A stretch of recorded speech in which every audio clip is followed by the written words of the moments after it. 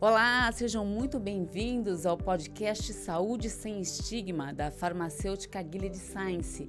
Eu sou Patrícia Velenic, jornalista, ex-paciente de câncer de mama, estou em remissão e tenho a honra de ser mediadora desse podcast incrível que aborda um assunto muito importante da população em geral, que é o câncer de mama. O mês do Outubro Rosa ele é marcado pela campanha de conscientização no mundo todo. Ele é uma oportunidade para unir esforços na luta contra a doença e promover a saúde e o bem-estar das mulheres, aumentando a visibilidade do tema e também discutir e disseminar informações que vão além do diagnóstico e tratamento, como o direito das pacientes a terem tratamento adequado e também igualitário, e assim garantir que nenhuma paciente fique para trás, porque a saúde, como a gente sabe, é direito de todas. E hoje eu tô aqui com duas convidadas incríveis, a Luciana Holtz, que é psico-oncologista, especialista em bioética, fundadora e presidente do Instituto Oncoguia, instituição que há mais de 10 anos trabalha para informar, apoiar e defender os direitos dos pacientes com câncer em todo o Brasil. É um prazer ter você aqui conosco. E também estou com a Gi Charaba, que é modelo, influenciadora digital e uma vencedora na luta contra o câncer. Hoje usa sua voz para falar de prevenção e também da igualdade no acesso a tratamento no SUS. Prazer, Gi, um prazer enorme estar aqui com você, viu? Muito obrigada pela sua participação. E para a gente começar o podcast, gostaria que vocês se apresentassem um pouquinho. A Luciana é presidente do Oncoguia, falasse também um pouquinho do Oncoguia pra gente. Tá bom, então começo agradecendo muito a oportunidade de estar aqui com vocês. Acho que falar do onco para mim é facinho, porque ele se conecta muito com a minha história pessoal. Então, de formação, eu sou psicóloga, sou psico-oncologista e foi justamente, no meu consultório, atendendo os diferentes pacientes, ouvindo de muito perto, de forma muito íntima, suas dores, seus desafios. Acho que tudo que o câncer chega, de uma certa forma, virando de ponta cabeça, eu comecei a olhar de forma mais atenta para a relevância e para a importância da informação de qualidade, o que de fato é importante do paciente saber a partir do momento que o câncer entra na vida dele. Bom, por conta disso, eu fui estudar um pouquinho, entender se existia algum conceito relacionado à informação de qualidade, encontrei muita coisa, isso subsidiou muito os meus estudos, minha pesquisa, até que eu coloquei no ar mesmo em 2003 o site Oncoguia, pequenininho, eu brinco ali que no final do mês tinham 30 acessos, que provavelmente era eu, acessando todo dia, minha família, sei lá, Mas o site cresceu, eu também fui me envolvendo muito, no que a gente chama aí de cenário do câncer, fui conhecendo muito outros grupos, outras ONGs, inclusive fora do país, tive uma oportunidade muito grande de me envolver e de aprender muito com a Susan Komen, que é uma organização conhecida mundialmente na causa do câncer de mama, até que em 2009, então, junto com ex-pacientes, sobreviventes e profissionais de saúde, o Oncoguia é uma organização não formada exclusivamente de pacientes, mas somos representantes dos pacientes. Hoje esse termo está muito bem definido como um patient advocate. Então somos uma organização de advocacy, que o advocacy num conceito mais amplo, englobando o apoio, englobando a informação, mas acima de tudo a defesa do interesse do paciente com câncer. Esse é o lugar do Oncoguia hoje. Então, atuando de forma muito única, individualmente, quando o paciente nos procura, porque ele está perdido, está precisando de apoio e precisa esclarecer uma dúvida, mas também de forma muito responsável, influenciando e propondo mudanças nas políticas públicas, que infelizmente hoje é um enorme desafio, para a gente realmente melhorar esse cenário do paciente diante do diagnóstico.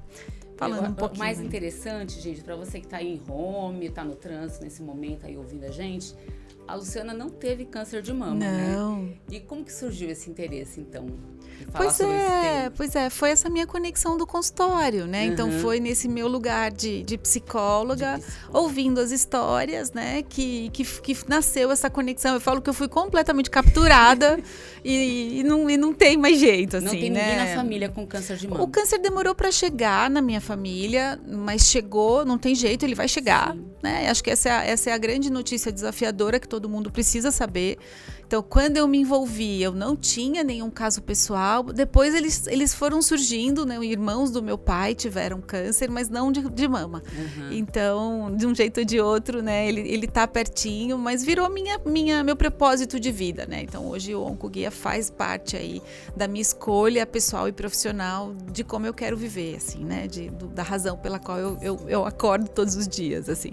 Parabéns, porque é um projeto incrível mesmo e faz toda a diferença na vida das mulheres, né? Agora vamos ver um pouquinho da Jixaraba. Verdade. Cara, primeiro eu quero agradecer, eu acho que essa oportunidade é única, tanto da gente poder falar de paciente para paciente, né, mas com esse outro viés de jornalista, e tá do lado da Lu, que fundou a Oncoguia, que é a minha base. Você faz parte do Oncoguia, né? Eu faço parte do Oncoguia.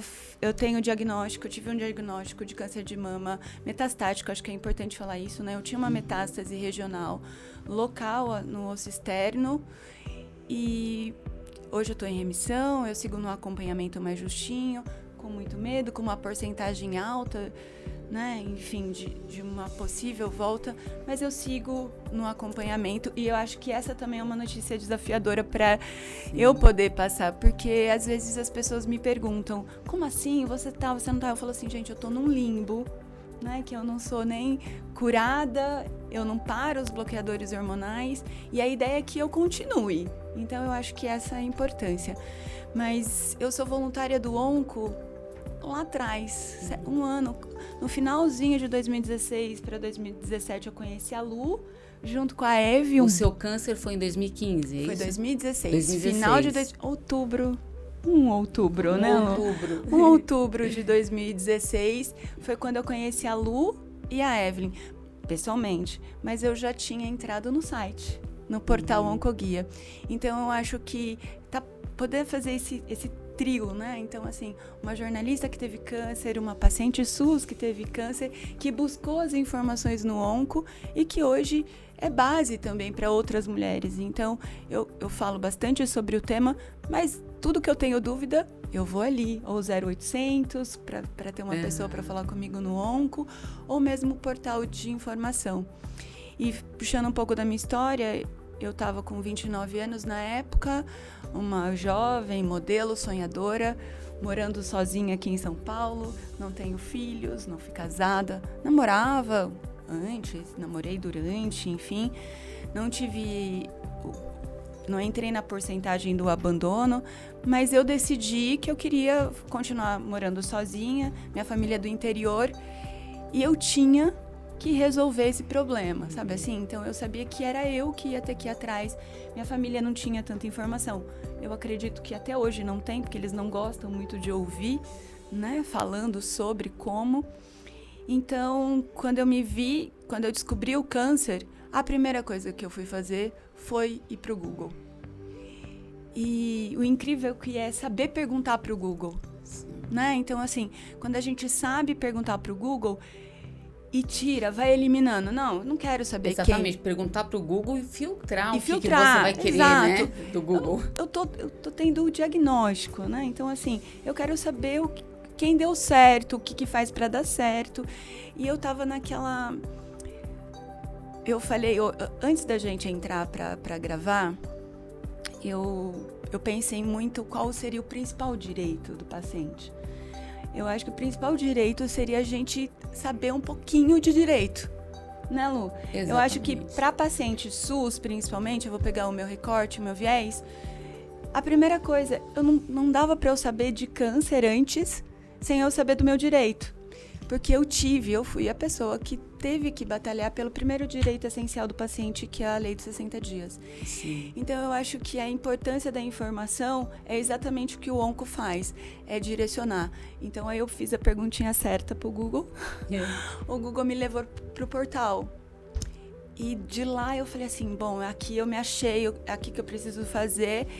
E foi ali que eu comecei a minha comunicação, que eu falo que também é outra coisa que é muito da paciente ou de alguém, um acompanhante que está com essa pessoa, com essa paciente, para poder entender o sistema e conseguir entrar nele. Então, já aproveitando esse viés, porque o nosso tema de hoje é exatamente esse, né? A equidade e o acesso igualitário ao tratamento. Sim. Você, como uma paciente do SUS, eu gostaria que falasse pra gente qual que é o caminho das pedras para quem teve o diagnóstico agora. A gente sabe que é um caminho difícil. Sim. Primeiro, né? Segurar na mão da pessoa, dentro do possível que ela peça ajuda, né?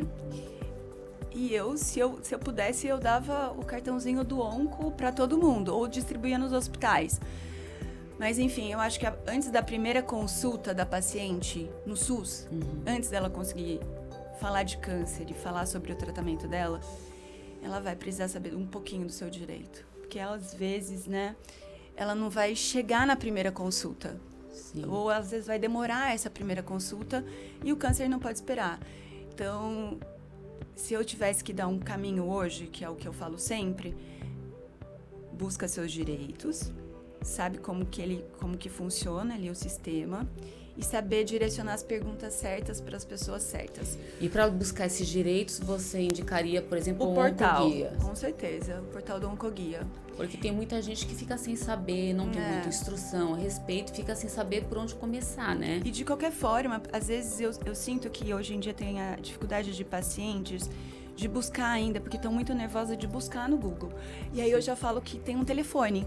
Então a gente pode ligar, no primeiro momento essa pessoa vai te acolher. E qual que é o telefone? Se você puder deixar aqui, já ajuda Lu, bastante. pode falar. A Lu sabe. É 0800 773 1666. Esqueceu, tá em qualquer... Se segue o Insta do Oncoguia, né? Se Já segue... é um passo enorme, pode escolher, né, a sua rede social favorita. O Onco vai estar lá, a gente tá em todas as redes sociais. E vai estar sempre muito fácil ali o 0800. Olha lá, você tá com o cartãozinho. Vai estar sempre... Dá pra ver. Vai estar sempre Isso. muito fácil, Aqui, né? ó, tem o cartãozinho. E ao mesmo tempo, pode também mandar mensagem pelo WhatsApp. Essa também tem uma Sim. novidade bem boa. As pessoas têm Que preferido, bacana. né, falar pelo WhatsApp. Claro que daí fica mais desafiador, porque não dá para mandar áudio, mas... Então, às vezes, começa a conversa pelo WhatsApp, as meninas puxam pro telefone e a gente consegue oferecer essa conversa muito personalizada. O que a gente tá falando, que eu acho que é muito importante, Paty, é que o paciente com câncer não sabe que ele tem direitos. Não sabe. Exatamente. E é uma doença que é tão paralisante. Isso que é E, falar de ficar tão né? desesperado que não consegue enxergar uma luz. E tem mais uma coisa, as pessoas têm medo até da informação. Sim. Então, a gente sabe, até tem um dado muito interessante com relação ao portal, quando a gente tenta entender um pouquinho, né, a pessoa que está acessando a nossa informação, em que fase da jornada, né, tem essa palavrinha jornada que a gente usa Mas tanto, é uma jornada né? mesmo. Esse percurso, essa jornada que os pacientes têm que seguir, que as mulheres têm que seguir, muitas vezes elas chegam no portal numa fase já de tratamento. Sim. E pode ser tarde para algumas informações. Sim. A gente tem feito um trabalho gigante de tentar chegar mais cedo, né? Para garantir mesmo que ali naquele momento do você está com câncer, a segunda frase que ela escutasse é calma, que existe, sabe? Porque tem algumas coisas nesse momento que vão ser muito importantes. Tipo essa questão que a gente está trazendo da lei dos 60 dias. Então, para a paciente que está no SUS, eu vou ficar falando, né, pro paciente, porque o onco cuida de todos os tipos de câncer, né, Paty? Sim. Mas é muito importante que...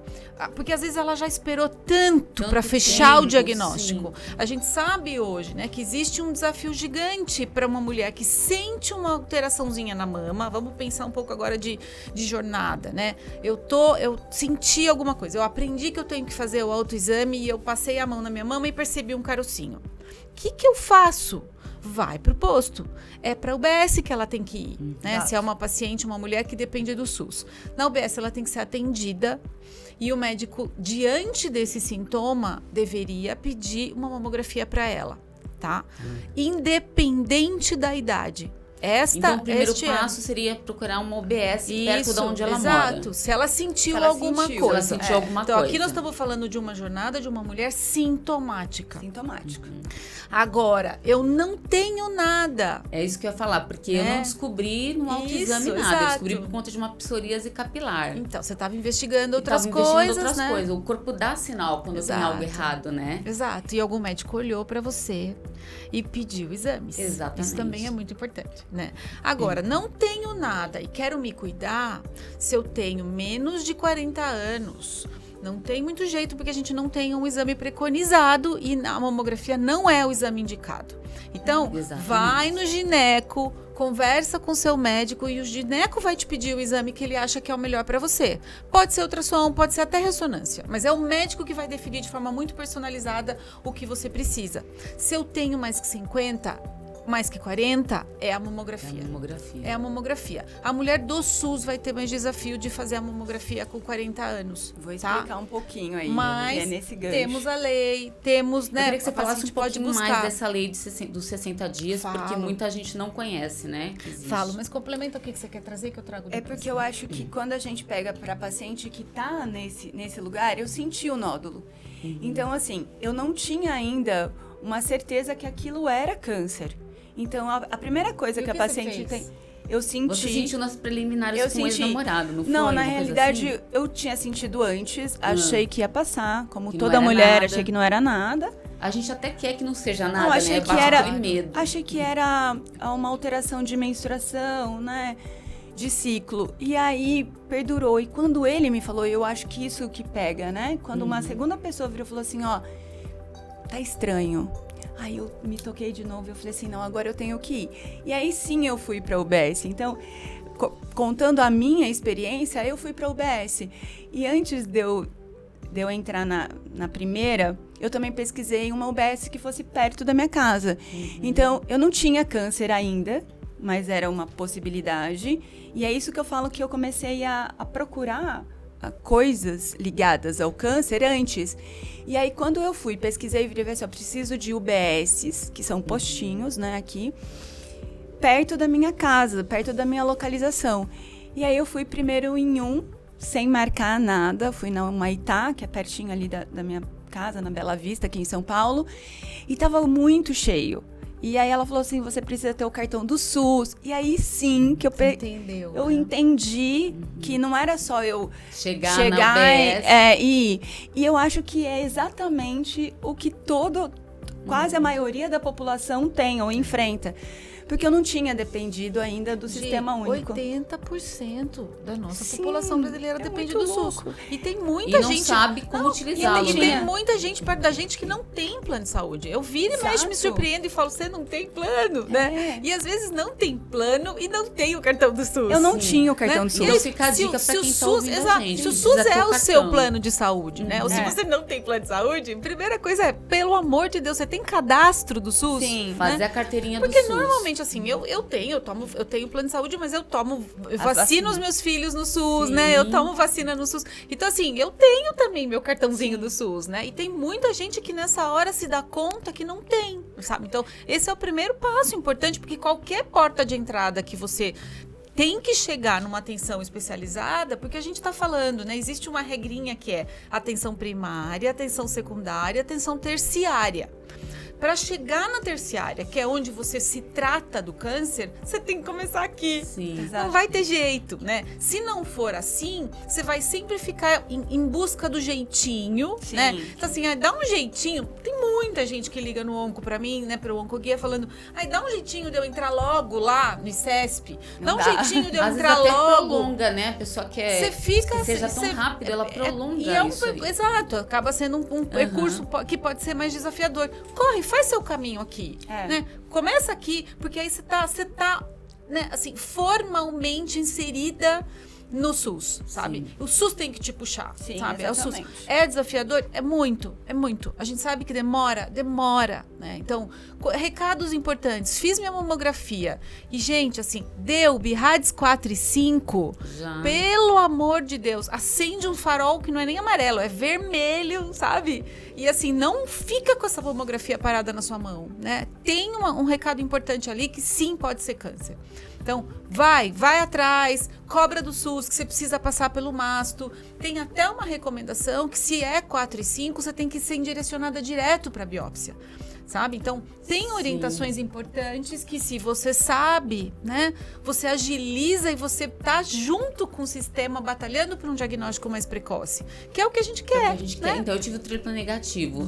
Para quem tem o triplo negativo, que tem chance de espalhar facilmente, também teria essa possibilidade de já ir direto para biópsia? De qualquer forma, Paty, você só vai ficar sabendo o subtipo depois da biópsia. Na mamografia você não sabe ainda, né? Então você faz a mamografia é um direcionador para você ir para biópsia.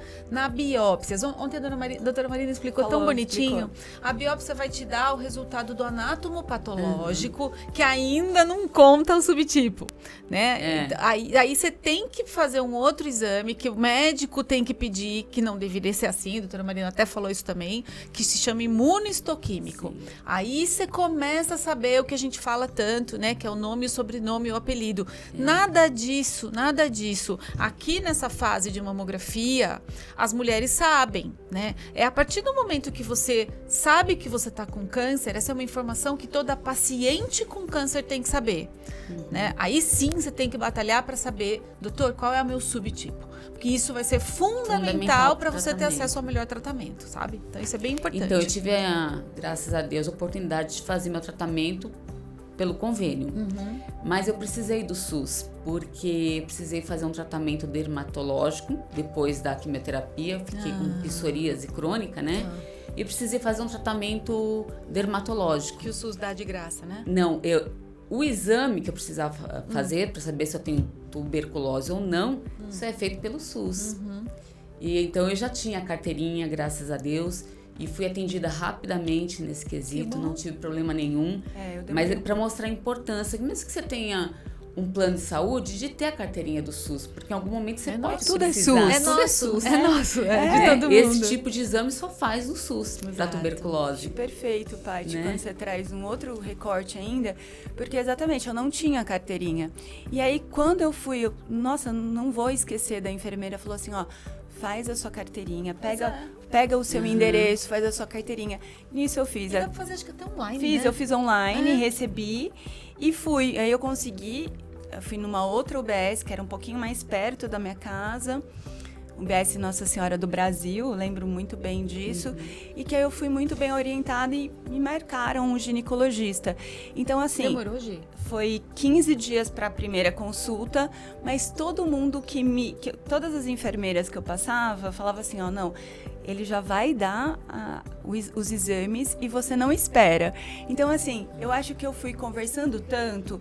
As pessoas estavam te empurrando, isso, né? E assim, eu acho que é primordial a gente saber que eu pesquisei. Então, assim, quando eu pesquisei e fui à UBS, sem ter nada, era uma suspeita, que eu cheguei na UBS, que ela falou assim, você precisa da carteirinha do SUS? Eu corri pro SUS. Então, aí eu fiz a carteirinha. Bom, agora eu marco a consulta. Fui na UBS, marquei 15 dias uma consulta. Eu falei, nossa, tá funcionando. Aí entra o que talvez não, o que é difícil, os exames. A parte do diagnóstico. Porque assim, aí a fila é grande. E aí eu lembro que eu fui 15 dias depois, eu passei no ginecologista e ele virou e me deu. Exatamente, ó, você não tem idade para fazer a mamografia, mas eu vou te passar a mamografia, mas antes disso eu vou te passar uma ultrassom. E eu tive esses dois exames, os dois exames primeiros assim na minha mão. E aí eu lembro que eu já saí chorando, né? Óbvio que foi o primeiro contato que eu tive.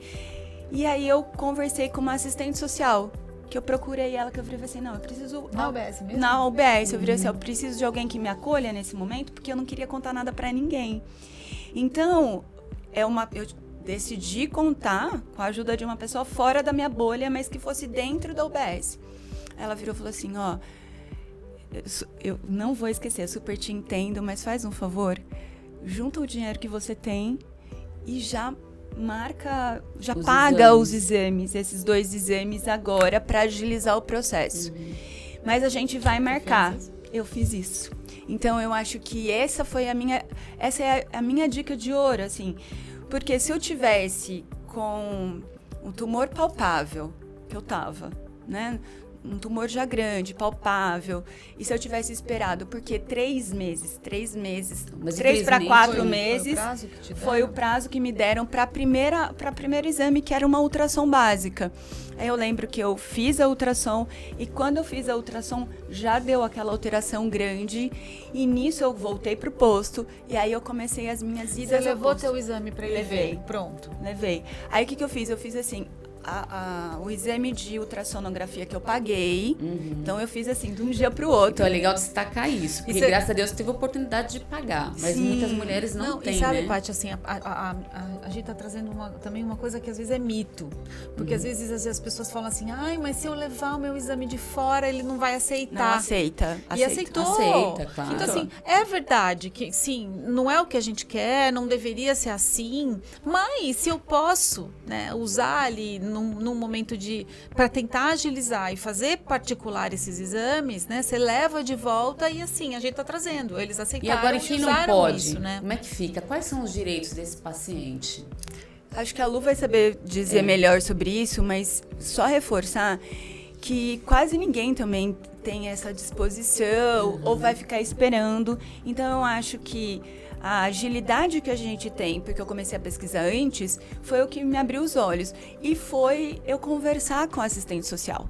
Porque eu acho que se ela não tivesse me direcionado, para você ver que é uma escadinha, né? Eu fui pro Google, busquei a UBS, depois da UBS o cartão do SUS, depois eu fui para a UBS, encontrei uma assistente social, depois eu volto para casa, procuro um laboratório, faço a ultrassom.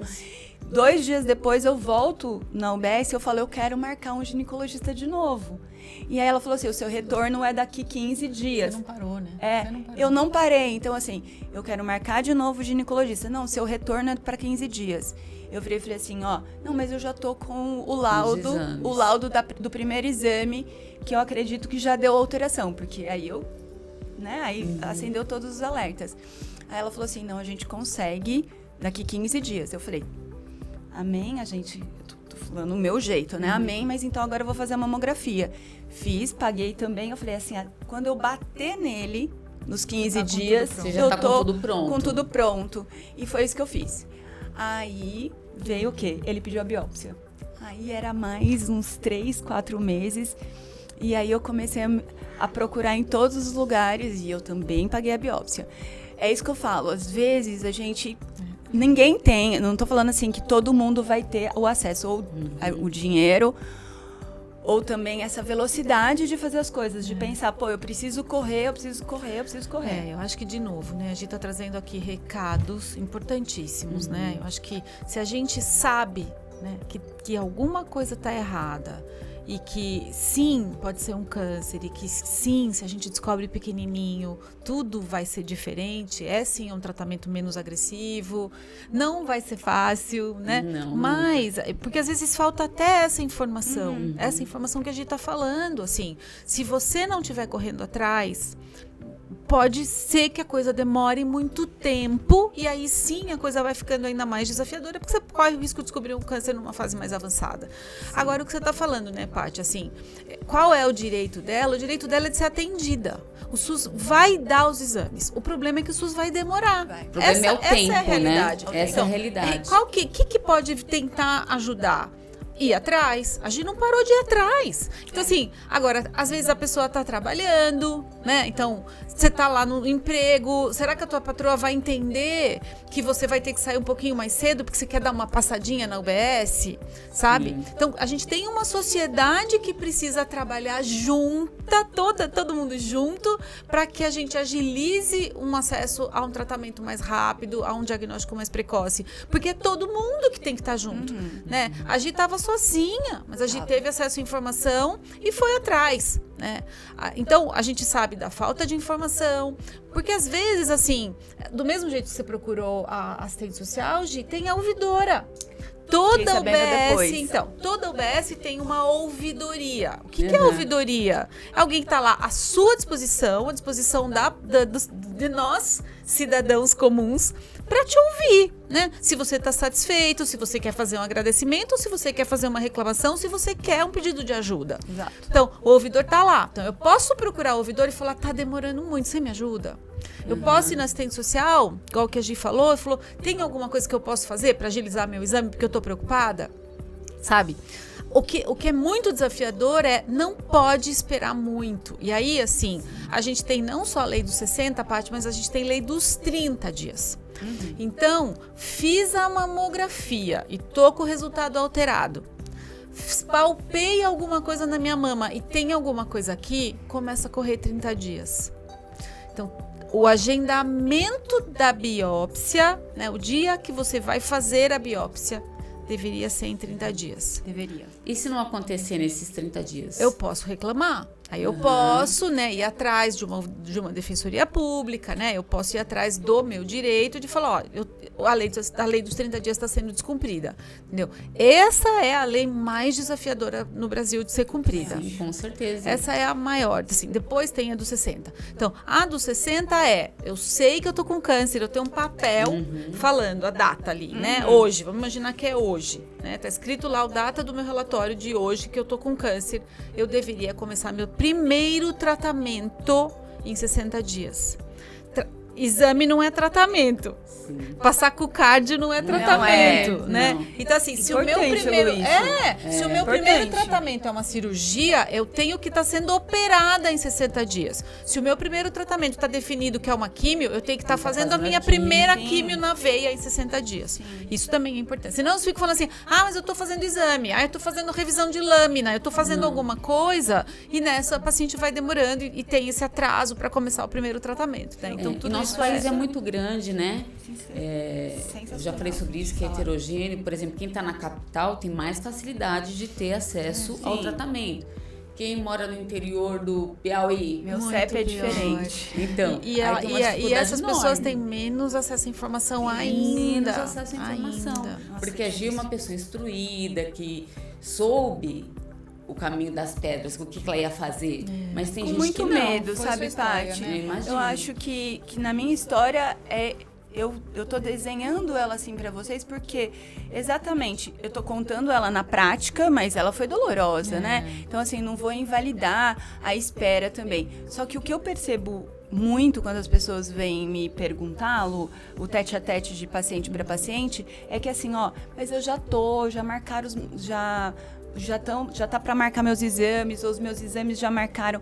E aí a pessoa não cobra, porque também existe um medo, claro, né, de que a pessoa tá procurando. Cobrar, meu Deus, eu preciso ser atendida, né? Ou também, Lu, vai no emocional, sabe? Eu não vou ir atrás, porque será que eu porque tenho? Porque ainda existe o quem procura acha e eu não quero achar, gente. Exatamente. Tem o medo, né? Claro. O medo do diagnóstico. Claro. Isso é um fato, né? Ninguém quer ter um diagnóstico como esse. Então, acho que isso implica muito também. A pessoa que tenta ir atrás do tratamento, não consegue, está perdida. A judicialização seria sempre o melhor caminho para alcançar o que ela precisa? Paty, não precisa ser a primeira opção. Tá, eu acho que sim. Infelizmente, a paciente do SUS precisa de uma coisa que hoje tem sido uma barreira, que é a prescrição do remédio. Tá, então a primeira coisa é a gente realmente garantir que ela está sendo atendida num serviço que acredita e que vai de verdade de prescrever para ela o tratamento mais efetivo nesse momento que ela está vivendo. Essa é a primeira coisa. A prescrição do medicamento que você diz já seria químio? Não. É o papel. O papel para ela ir atrás da quimioterapia ainda. Na verdade ela precisa, tudo tem que estar no papel, tá? Com isso no papel, e isso não tem sido fácil. Tá? Isso é muito importante. Ainda tem, então, mais essa barreira, né? Porque assim, ela não vai para a judicialização se ela não tiver esse papel.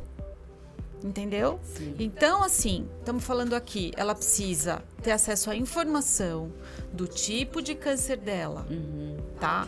Isso está escrito lá na biópsia ou no imunistoquímico. Olha a quantidade de documento que ela tem, que olhar, guardar e botar numa pastinha, Numa pastinha, né, exatamente. Então, assim, eu tenho isso, eu falo, nossa, é o que você falou. É o que a gente falou, assim. Eu sou uma paciente de câncer de mama triplo negativo, X, Y, Z. Hoje a gente está sabendo um monte de coisa. A partir disso, assim, qual é o tratamento mais importante para mim hoje? Aquele que é mais efetivo, né? Ou que vai me curar, ou que vai me colocar em remissão, ou que vai botar, né, o câncer quietinho, porque eu quero ter uma vida com qualidade e eu quero viver um monte, e mesmo tendo metástase. Esses objetivos, a paciente precisa ter muita clareza. Doutor, tá bom, esse remédio aqui que você tá me propondo, qual é o goal dele? O que a gente vai fazer com? O que ele vai fazer com a minha vida? Qual é o nosso grande objetivo? Sabe essa meta que você tem aqui, que nós estamos vendo aqui no exame, elas têm que sumir. Ou então não, elas têm que ficar aqui quietinhas, nós não podemos aumentar. Elas têm que ficar quietas aqui, porque isso vai promover, vai fazer com que você viva anos. E tá tudo bem, com qualidade de vida, sabe? Esse objetivo tem que ser claro para a paciente. A paciente não pode tomar o remédio sem saber o objetivo daquele tratamento, sabe? Que nem na rede privada, a gente tem a opção de escolher. A médica oncologista apresenta os tipos de tratamento e o paciente pode escolher qual que é o melhor para ele. Depois ele pesquisar, ir atrás e tal. No SUS, a pessoa tem essa possibilidade ou é oferecido o tratamento e é aquele que ela vai fazer? Entendi. Eu vejo a Lu defendendo com tanto esmero, assim, eu falo, gente, é isso, né? Então, às vezes a gente tem essa carinha bonitinha, né? E a gente tá ali na luta. Não, a gente não tem acesso. Aliás, a paciente no SUS, ela nem sabe dessa medicação. Então, a minha dor e as minhas conversas com a Lu, geralmente no telefone, a última foi muito simbólica e talvez eu me emocione com isso, porque eu fui fazer uma cintilografia óssea no ICESP, que é um hospital muito bom. Ele é referência aqui em São Paulo. Sim. Muito bom, maravilhoso. Mas a gente entra sem celular, a gente vai para fazer esse exame sem celular e dentro da sala de espera tinham mais de 20 mulheres com câncer de mama metastático, onde elas estavam fazendo o tratamento só paliativo. E aquilo me chocou tanto porque eu sou a pessoa de conversar, né, nos bastidores. Eu estava sem celular e eu adoro as pessoas, eu adoro o povo. E aí eu lembro que chegou uma moça jovem com uma muleta e eu falei, ela sentou do meu lado, a gente começou a conversar e aí ela me contou. E aí eu falei assim, qual é o tipo? Eu comecei a puxar e ela virou e falou assim, olha, eu sei que é um câncer de mama metastático e o meu câncer tá na bacia, por isso a dificuldade de andar. E aí eu virei e falei assim, você tá fazendo tratamento? Ela virou assim, não, eu tô bem, tô com a dor controlada, eu não tô tomando nada, só o bloqueador hormonal. Aquilo me revirou tanto o estômago que eu virei e falei assim pra ela, não, você sabe que você tem uma opção, tem os inibidores de ciclina. Aí quando eu comecei a falar, ela se emocionou, ela virou e falou assim, não, eu não sei, o que é isso, é um remédio. Aquilo me doeu tanto. E na nossa conversa, as outras pessoas que estavam perto ouviram e começaram a me ouvir. E aí eu fiquei com muito medo por mim, sabe? Também de tá fazendo uma revolução naquele ambiente, porque as pessoas me pararam para ouvir o que eu estava ajudando, levando a informação. E aí eu virei e falei assim, olha, acho bom a gente não falar muito aqui, para preservar também o espaço que é necessário. E vocês me procuram na rede social. E aí, quando me procuram na rede social, eu mando tanto pro onco, segura um pouco o rojão, né, Lu? Mas eu mando pro onco e aí eu tento reforçar. E nessa hora, nesse dia, eu lembro que eu mandei uma mensagem pra Lu muito doída, porque é impossível. Essas medicações de ciclina que a gente tá falando, tem um atraso de quanto tempo, Lu? 2.000 dias. 2.000 dias. Então, assim, que já poderiam estar sendo distribuídas no SUS, né? Prescritas no SUS e distribuídas pelo SUS. E as pessoas não sabem. Então, esses pacientes que estão ali, que estão com dor, elas poderiam estar ou com uma qualidade de vida melhor, e essa específica pega porque ela já está com muita dor e ela está tendo que usar, né, uma muleta para poder andar. E talvez, com esses inibidores, ela tivesse uma qualidade de vida muito melhor. A gente conhece pessoas que tomam essa medicação e que, graças a Deus, está super bem. Então, nisso me dá com fervor que eu falo, não, a gente precisa falar. Então, não tem acesso, não tem prescrição. Se você pergunta para o médico, é difícil. Né? Os hospitais não estão autorizados. Existem protocolos oficiais dos hospitais. Né? O que vai ficando um pouco mais complicado? Tem hospital, vou falar de jeito bem simples, mais rico, hospital mais pobre. Tá? Sim.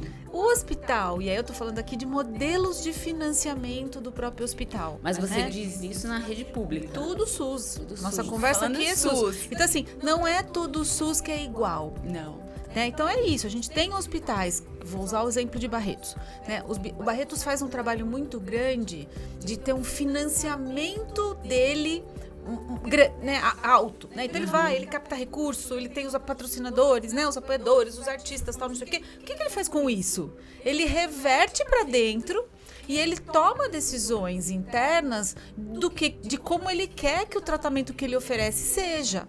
Então, existem sim tratamentos que só Barretos disponibiliza. Isso acontece com outros hospitais do SUS pelo Brasil. Né? O nosso estudo, que é super famoso, que chama Meu SUS é Diferente do Seu SUS, o que a gente viu? A gente perguntou, Paty, para os hospitais e falou assim, qual é o tratamento que você oferece para o seu paciente? Para 5 tipos de câncer. E eles mandaram para a gente os protocolos deles. O que a gente viu? Cada um faz de um jeito, entendeu? Tanto que hoje, então, porque não tem pelo SUS um protocolo oficial. Então, hoje uma bandeira que a gente defende muito no Oncoguia é pela conquista do que a gente chama de PCDTs. O que são os PCDTs? São protocolos clínicos e diretrizes terapêuticas. Por que é tão importante existir um PCDT da mama, que inclusive está super atrasado, já devia ter sido publicado? Por quê? Porque é o que vai garantir que todos os hospitais ofereçam um tratamento igual para todas as pacientes. Né? Então, a gente está cobrando muito para que esse PCDT saia. E, claro, junto com eles, tem pelo menos 2 novas tecnologias que já tiveram uma recomendação positiva da Conitec. Né? A Conitec é a nossa comissão nacional que define quando que uma nova droga deve entrar no SUS. Então, a gente deu o exemplo dos inibidores de ciclina, tem o trastuzumab emtansina. Então, são tecnologias, né, novos tratamentos que vão, sem dúvida nenhuma, beneficiar muito essa paciente que a gente acabou de dar o exemplo, por exemplo, né, que em vez de ela ficar só sendo acompanhada, só tendo acesso, né, ao bloqueio hormonal, ela pode ter mais um remédio que vai, sem dúvida, oferecer pelo menos 3 anos a mais de vida, e a gente já tem pacientes falando aí de 5, 6, 8 anos a mais de vida, né? É muita coisa. E não tem nenhum tratamento especial, por exemplo, para o triplo negativo, que é o câncer. Tem coisa nova chegando, tem coisa nova chegando. Esse tratamento precisa passar, obviamente, pela análise da Conitec, né? Então, a gente tem aí uma fase importante que precisa ser analisado pela Conitec, discutido, e depois disso, sem dúvida nenhuma, entrar nessa pós-fase da Conitec para que as pacientes possam se beneficiar. Uma coisa que as pacientes precisam saber também, Paty, é de pesquisa clínica, sabe? Pesquisa clínica Tentar hoje... se enquadrar numa pesquisa clínica que, de repente... No mínimo, chegar para o médico e falar, doutor, será uma pesquisa clínica para mim? Sabe? Essa podia ser uma pergunta que toda paciente do SUS poderia fazer para o seu médico, sabe? Isso é bem importante. Eu faço toda vez. A Laura testa. Sim. Falando do Meu SUS é Diferente do Seu SUS, né? Que a Lu traz muito bem e o Oncoguia também. É exatamente isso. O exemplo que eu dei hoje, emocionada, é num hospital muito bom, muito importante, e que eu sei das limitações. Então, quando a gente fala de saúde básica, e quando me perguntaram assim, qual é a cartilha pro comecinho do câncer de mama no SUS? Aí eu falei assim, a primeira coisa, antes dela saber que ela tem câncer, é ela saber que ela tem direito a um tratamento no SUS. E aí que ela tem a lei dos 30, a lei dos 60, depois, com certeza, ela vai ter que brigar por remédio, se o SUS não oferecer, e a gente sabe que a primeira linha, o SUS oferece muito bem. Super. Então, assim, a primeira linha de tratamento no SUS, que é a primeira linha curativa, o SUS... Pra quem descobriu pequenininho. Eu ia falar, o SUS oferece muito bem, ali, tá ótimo. Agora, a gente já tem casos que eu falo, aí tem a lei para você conseguir uma reconstrução. Muitas mulheres também não fazem a reconstrução Você na viu hora. o post que a gente fez ontem de Vi, reconstrução super mamária? importante também. Mas você leu os Eu comentários? vi. Tem eu mulheres vi. que não fazem logo depois e aí tem dificuldade para Sim, conseguir vai fazer a depois reconstrução reconstrução. cardia. 5 anos, Bate, Meu esperando. Deus É, do céu. é outro Você direito. desiste, claro. É outro direito. Mas quando você fala o inicial, a primeira coisa que ela tem que saber é que ela tem direito ao tratamento, que seja digno, que seja o mais rápido possível e que ela tem direito aos remédios gratuitamente também. Toda a prescrição desse tratamento do que pode ser dado no SUS, ela tem direito. Quando a gente fala dos inibidores de ciclina, ele poderia estar sendo distribuído, né, prescrito e distribuído pelo SUS e ele não está. Aí é um outro problema que a Lu acabou de dizer. Só da prescrição. Precisa da prescrição, precisa do papel. De um Aí, médico do SUS. Isso, e aí ela vai precisar judicializar. Então é outra questão. Outra questão. Mas o passo a passo é primeiro saber que você tem direito, depois que você saber, você conseguir entrar, depois que você conseguiu entrar, ir atrás da medicação. Tá faltando medicação? Brigar pela medicação. Tá faltando... Não deu para fazer a reconstrução, eu quero fazer, vamos brigar para ter. E é literalmente brigar. Eu acho que... Ou seja, o caminho é longo, mas não pode desistir, Mas sabe o que eu acho, porque Paty? consegue. Não precisa ser solitário. E aí eu ponho a relevância do nosso trabalho do Oncoguia. Né, assim, para mim, né, toda vez que eu penso, né, assim, não tem receita de bolo, não tem receita de sucesso, mas tem 2 coisas que eu não abro mão no que a gente faz. Não é só informação, é informação com apoio. Fica muito difícil quando você está sozinho, né? Fica muito difícil quando você não tem alguém minimamente traduzindo esse processo todo. E isso acontece tanto quando a paciente liga pra gente pelo 0800, né? Por meio das nossas atendentes, mas também com o apoio do voluntariado, né? O que a gente está falando aqui a gente está traduzindo um percurso que é muito dolorido e muito desafiador de ser percorrido. E você tá com alguém que já passou por isso, E não é acho que torna mais transparente, fácil. né, Gi? Tem uma outra angústia que é muito importante, assim, não é transparente. A Gi foi atrás, a Gi ficou procurando qual é o BS mais pertinho da minha casa. As pessoas muitas vezes ligam e falam assim, mas onde eu vou? Onde tem o BS? Fala, procura, põe no Google, né? O Google vai te falar o BS mais próximo da sua casa, né? Hoje tem até o ChatGPT que tá ajudando muito. Hoje se tá. Exatamente. Meninas, tá acabando o nosso tempo. Não, eu tenho certeza que hoje assim foi muito esclarecedor, ainda mais nessa parte do SUS, né? Porque muita gente não sabe por onde começar. Então, agradeço demais a participação de vocês. Foi um prazer ter você conosco e até mais.